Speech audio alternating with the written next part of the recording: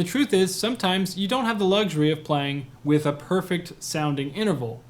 Major sixths are not technically perfect intervals, but what I mean by that is the ideal intonation between those two notes. Sometimes you have to make a compromise. It depends on the situation in the music. In the case of sixths, we're generally going to want to listen to the higher note because that's what the listener is going to be focused on.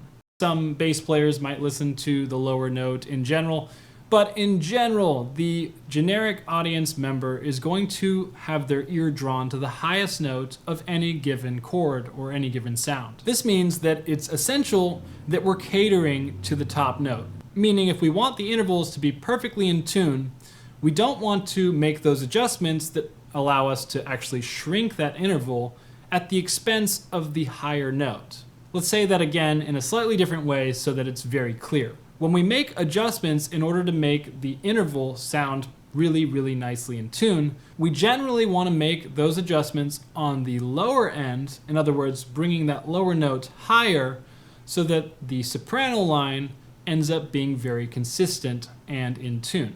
When you're playing in more complex harmonic situations or ensembles, you can throw these general rules out the window. I'm speaking strictly when we're talking about solo violin. Strictly when we're talking about solo violin, we want our soprano line to be consistently in tune, unless the music calls for us to bring the listener's ear into the lower line, in which case we actually want to emphasize the lower line, and then it becomes more apparent and more important that we cater to that lower line.